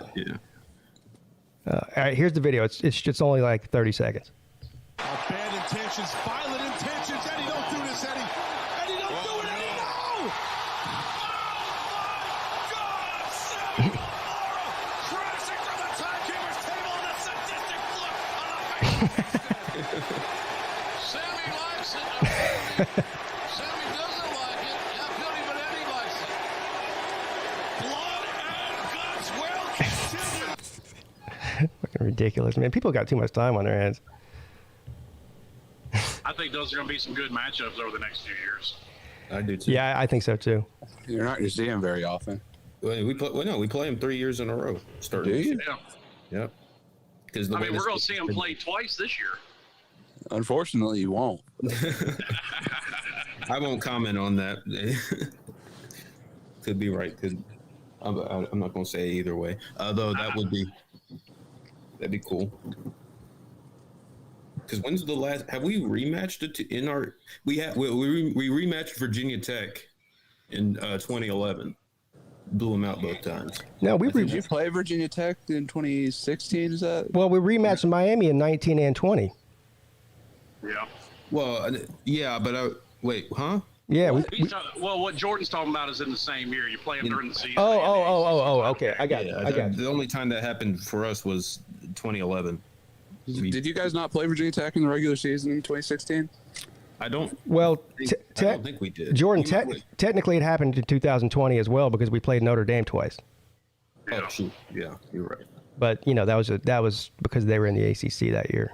But So sad they didn't do divisions because Carolina would have won the Coastal that year. Yeah, no, we didn't play Virginia Tech. I was like, hold on, I don't remember a Virginia Tech game in 16, but besides the ACC championship. So, yeah, 2016, the last competitive ACC championship game. Yep. That game had me shitting bricks because we were in control for a lot of that game, and then Gerard Evans or whatever his name was, and they went crazy at the end. That's similar to the 2015 game between Carolina and Clemson. Yeah, a little bit. Yeah. I mean, I was hoping Miami's offense would have figured something out in 17, but I kind of saw that going the way it went.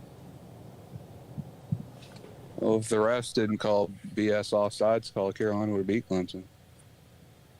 I actually hope that Miami We got our shit rocked in the playoffs. I hope Miami does really well up until they travel to Death Valley. I'd like that to be like a top 10 matchup.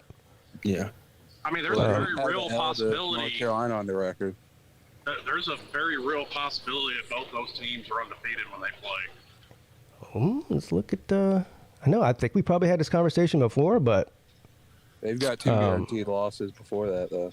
Well, I mean, I'm not even thinking about it from the Miami side. I'm like, will we be undefeated when that game's played? Well, so the game is late in the year, isn't it? It's like it's November. It's our second to last game. Yeah. No. Okay. Yeah. So also, how I've been talking about that we've been planning and trying to figure out a way to go to South Bend for the Notre Dame game in October. It's looking more and more, unfortunately, like that's not going to happen just because of the Las Vegas trip. Is like the week before, and we can't afford that. So and also Notre Dame allotted Vegas. But if we end up not going to Notre Dame, there's a real possibility that we may make it to the Miami game. Well, wait a minute. I thought we had already talked about that, Mr. Short-Term Memory. What did we talk about? Because already Traveling Fools, T2I, Upper Billy Paul, and me are all talking about going to that game in Death Valley. Yeah, you guys wanted me to come, and I said, well, if I go to the Notre Dame game, and there's no way I can't do both. Yeah, and I said, and we all said, don't go to the Notre Dame game. Yeah. Yeah. Notre Dame. Yeah, Notre Dame's overrated. Plus Notre Dame allotted no tickets for Clemson. They're terrified. Well, but they did that the last time too, Jordan. But it doesn't matter because the Notre Dame season ticket holders, almost all of them never go to the games. They sell their tickets. So Yeah, like how much money you make off Georgia? The tickets that I bought for the 2020 season that we didn't end up getting to go to because it was limited seating and whatnot, those were sold to me by a Notre Dame season ticket holder. So, nice. And actually, our buddy John from Always Irish, that guy, he told me that's a huge, this guy. Look down in the bayou. He told me that's like a big argument among the alumni and the fan base there is that they're embarrassed that their alumni and their season ticket holders sell so many tickets to the opposing fan base, because what happens is like these like Georgia did it and Clemson did it, like the opposing fan base takes over their stadium on game day because they sell all their tickets to them.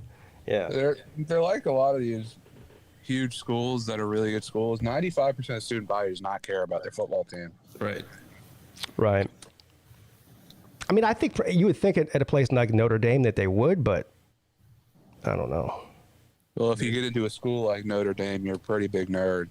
Yeah. I mean, apparently only Mike Golick Sr. and Jr. care. That's about it.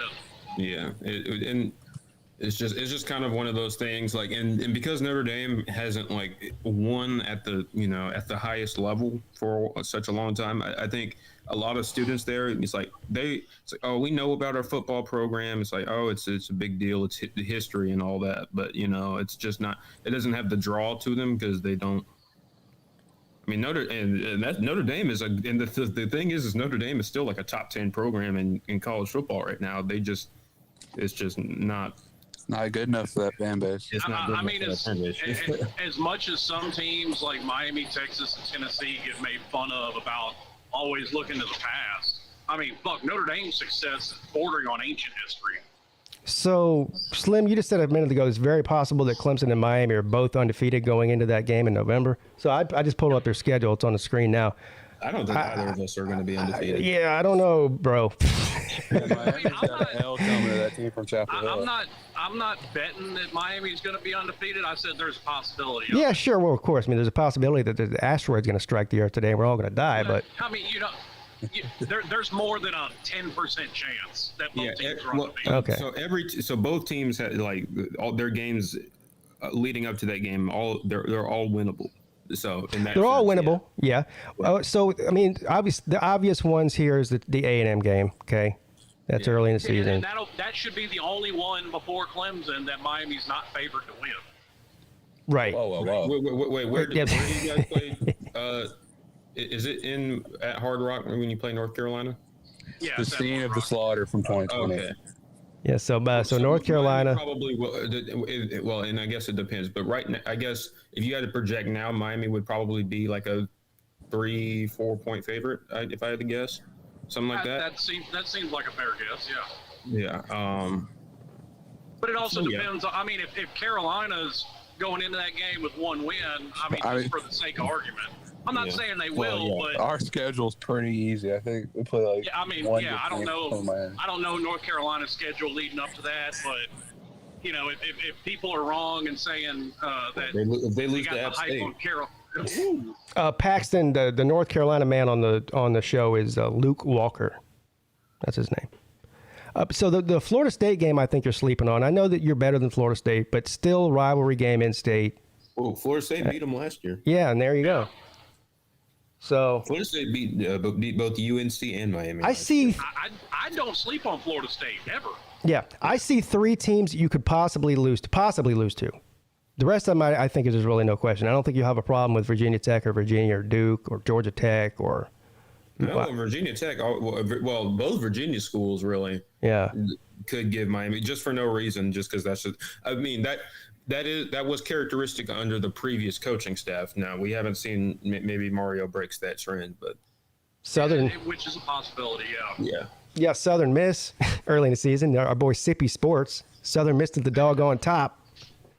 Hey, for all of Sippy's enthusiasm that Frank Gore Jr. was going to rush for 200 yards on us, he didn't want to bet on it.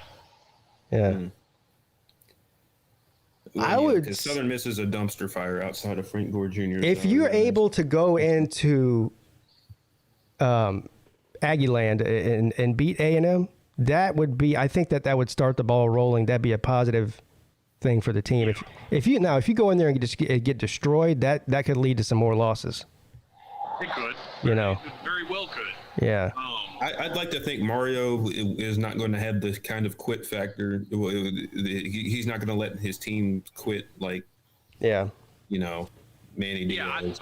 Well, you really can't even say that Manny did because like last year they pointed did. out. Yeah.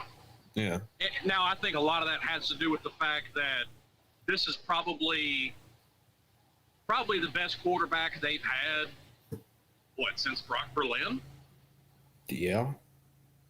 I mean, you have he's better than Brad Kaya. What about Brad Kaya? Okay, that's what I was going to say. I think he's better than Brad Kaya. Well, here's the thing. Brad Kaya had all the ability in the world.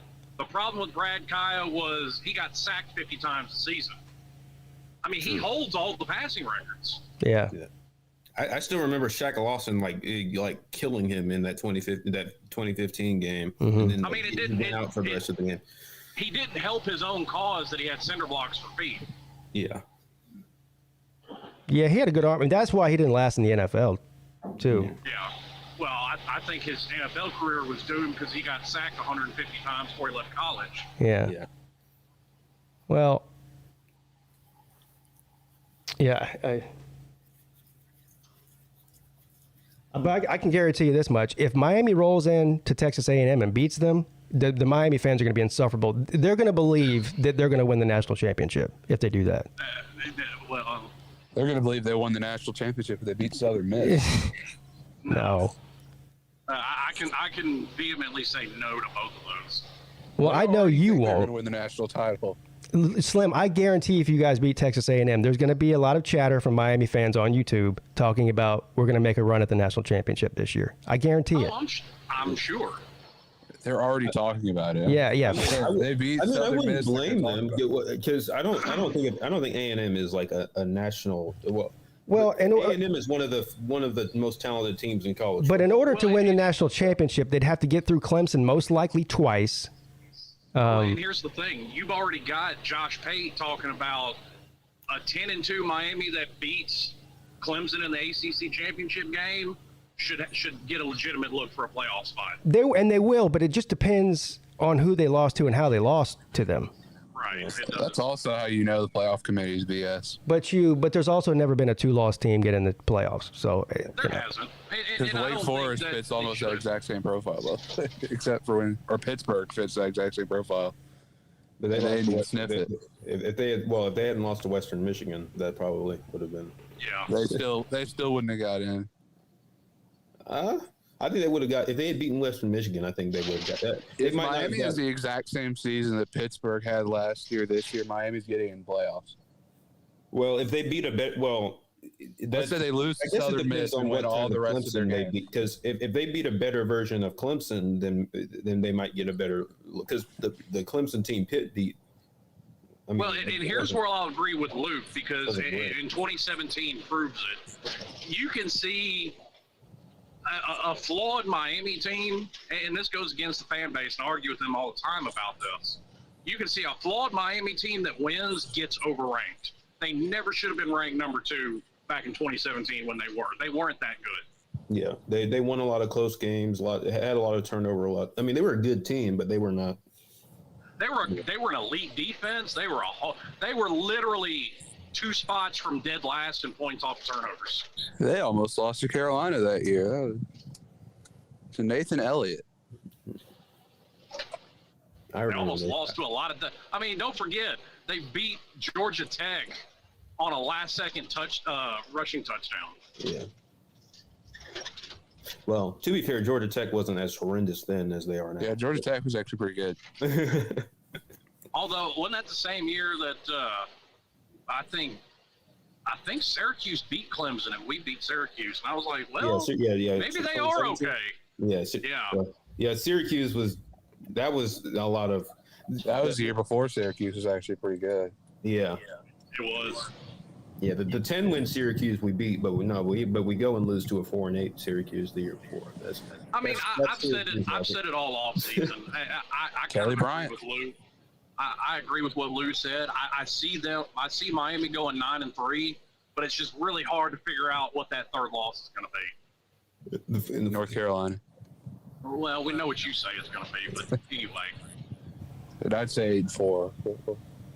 I don't know about that. Extra Miami loss where they lose to a team they're not supposed to lose to.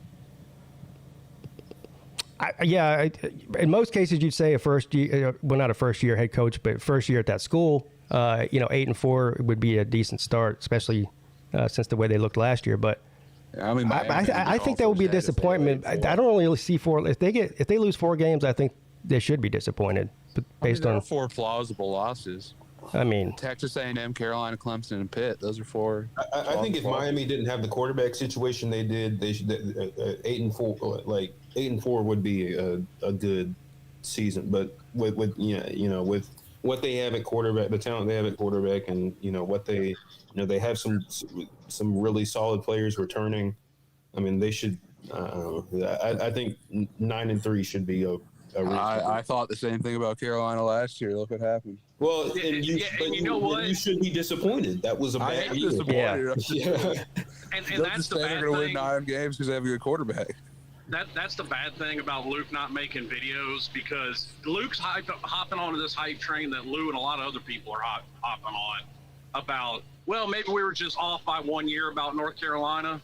I got a feeling you're going to see North Carolina this year. I got a feeling you're going to see, if Luke made videos, you would see Sea-Dog level emotional distress out of Luke all season long. Because they're probably going to be even worse.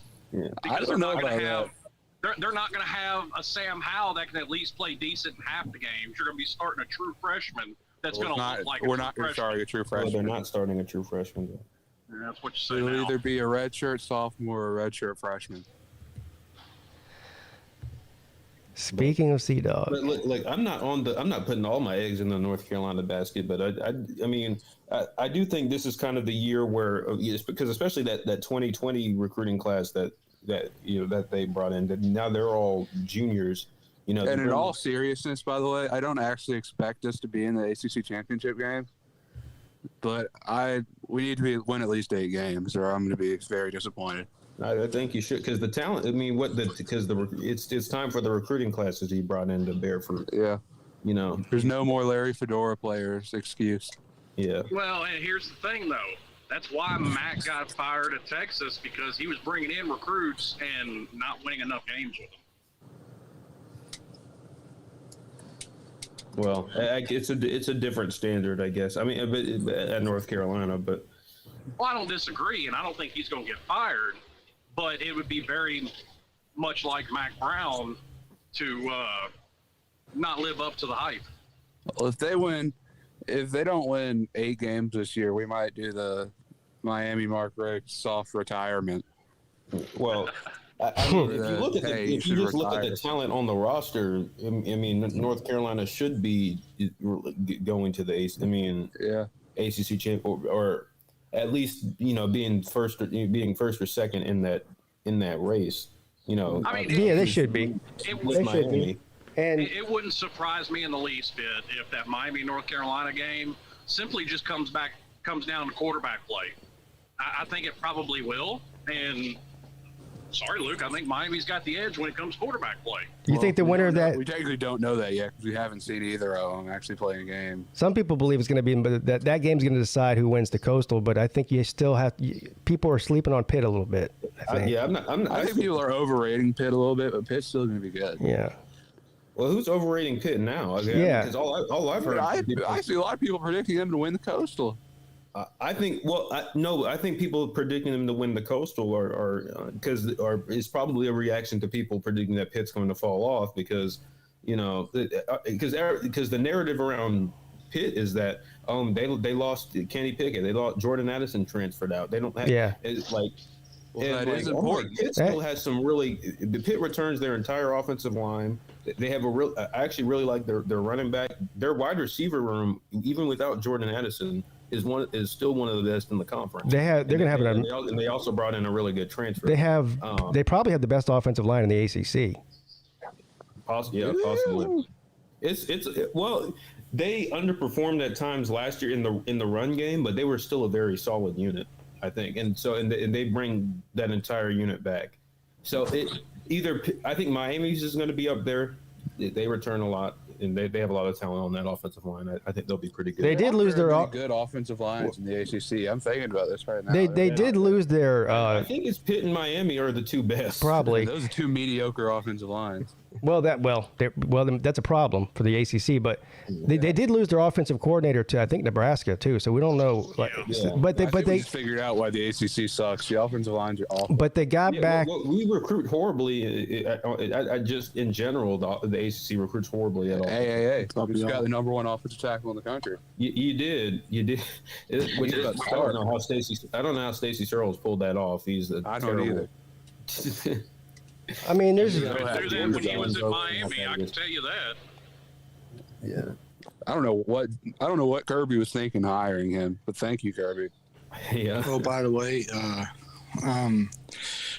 Jordan, you did a really good job of Michigan's prediction on the what show was that? AAA. Yeah, the AAA show. You did a really good job on it. Oh, thank you. I try to, I try to be, fair and educated about the team. Now, I did watch part of that show. I didn't see that part of it. So what was your record prediction for them? He said like 9-3 or 10-2 or something like that. Yeah. I think I said 9-3 with room to be better. What team we're talking about here? Michigan. 'Cause I think I basically said the quarterback position is going to determine what their season looks like, whether they kind of have a repeat performance of last year or maybe they kind of come back a little bit. Also replacing the production on the defensive line. And so I said something along the lines of, I think this will still be a very good team. And maybe y'all can help me figure something out. I understand that they've got a good offense. They've had it every year that Ryan Day's been there. Why the hell is everybody hyping up Ohio State like they're fixing to make an undefeated playoff run? Because Lou's got them pegged to go 12-0. He says the only team he's got going undefeated. Well, I mean, where are people getting this from? Well, because they're absolutely loaded. The best offense in the country. They're absolutely loaded. Well, that's why. They were absolutely loaded last year and fell flat on their face. Okay, so they still have yet to show that they can play defense under Ryan Day. So I would not pick them to go 12-0, but I still believe 11. I see 11-1 is very feasible, and if they go 11-1 and win the Big Ten, then they're going to be in the playoffs. So I mean. Don't get me wrong. I'm not saying they're going to go like 7-5 or something. I'm not saying that. Well, your question was why is everyone hyping them up? It's because they have maybe the best roster in the country right now. Yeah. Well, that Ryan. Well, so I'm just saying. Go ahead.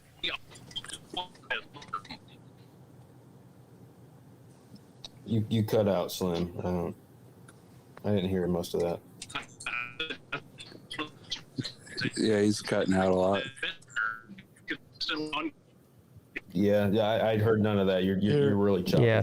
Here's my take about Ohio State. Yes, I don't like them, but past that, I think they have a lot of inexperienced wide receivers or whatever, because I haven't seen a lot of 5 stars they recruited for wide receivers. They have quite a few 5-star wide receivers. Yeah, they've got an NFL wide receiving core. I'm basically saying that who is the starter? Who's going to be the other starting receivers? Going to be Julian Fleming and Marvin Harrison Jr. No, it'll be Marvin Harrison Jr. Definitely. They only have Smith Najibba, and that's the only one they have for Marvin Harrison Jr. is going to be good. Yeah, I mean, their receiver room is loaded. And they got a huge recruiting class this past year too. Some of them are inexperienced. That's all I'm saying. I mean, that is true. That is true. Wide receiver is a position where experience really doesn't matter that much. If you're good, you're good. Well, I know, but I was just saying. Yeah. In this point. And the quarterback plays good, and the offensive line's going to be good. I They mean, have the second best quarterback in the country, if not the best. Well, that's NFL draft scouts like Stroud better than Young. Bryce Young's 5'9". Yeah, the Stroud has the better. The physical tools kind of give him the edge, but no, they both are phenomenal arm talents, and they both make throws that make you like holy. Now, Jordan, like you said for a record, do you think Michigan would take a little step back, like you said, or not? You think they're still going to be good, but a little step back this year? I have no doubt they're going to be good. It really depends on it depends on what they decide to do at quarterback. I mean, yeah. If Cade McNamara plays out of his mind, that's great. But everybody, I know Michigan fans love JJ McCarthy and what upside he brings. So I think if JJ McCarthy were to come in and be the full starter, they'll probably go 11-1. I don't know if it with JJ McCarthy. So that's what I would project, because I really love your wide receiver room. I like what you guys bring back there. And plus, Ronnie Bell comes back from injury. Andrell Anthony, the running backs are really. I mean, you're replacing Hassan Haskins, but Corum is really good. You also got Donovan Edwards. I mean, I think the offense is going to be just fine, really. It just depends on the ceiling of is determined by the quarterback play, I think. So. I agree. Yeah, I mean, defense is to be determined. I think you guys still have some really talented players. I think DJ Turner is one of the best corners in the country. So it's just really just replacing the production from Hutchinson and Ojabo. I think Mike Smith and Upshaw will do that. I think Upshaw is going to be really good. So and Michigan always develops really well at edge. So it's like a revolving door. Yeah, they always have good edge rushers. I think they'll be fine there. So it's just I'm excited about it. It just depends on. I think the offense is going to be really good. Just gentlemen, I hate to cut you off. I actually have to get off. I got to go. Oh, dang. So, anyway, thank you all for coming on. Thanks. Sorry, Nate. Listen, Nate. The show starts at 11. If you come on earlier, I mean, I know you got stuff you're doing during the day. Are you back in school yet? No, I'm going to work right now. So. Oh, you're going to work. Yeah. Where do you work? I'm going to work and then earn some money and Where do you work? At a child care afternoon school program. Hold on, there's people letting you watch their children? Yes. Oh no. Damn. All right. It's like I go like every. I don't know. It's been a while since I've worked, so because of travel. So I'm just messing with you. I'm sure you're great with the kids. So yeah. All right. Anyway, thanks, Nate. Next time, if you can come on earlier, you can stay on longer. You know what I'm saying? Yeah. All right. Yeah. All right. See you later, buddy. And the same goes for the rest of you gentlemen. Be safe. Slim, where you at? Where are you? Oh, you told me, didn't you? You say, where are you? Somewhere with terrible cell phone. You still. There's a reason he hasn't said anything. Yeah. Yeah, boy, he's somewhere where he's not getting good reception. He's probably. I'm saying. He's gonna put a hole in this. He sounds like R2D2. All right. Well, Slim, we can't hear you, buddy, but hopefully you can hear us. I'll talk to you soon. Thanks for coming on. Luke and Jordan, it was a pleasure as usual, my friends. Of course. And hopefully I'll see you guys again next week on Monday's show. If not, I'll be on tonight at 10 o'clock, but as far as the midday show goes, I'll be back on Monday. But you guys have a great weekend if I don't talk to you between now and then. You too, Pete. All right, man. All right. Another great show, another great week in the books. Episode 21 of the Midday Show was another banger.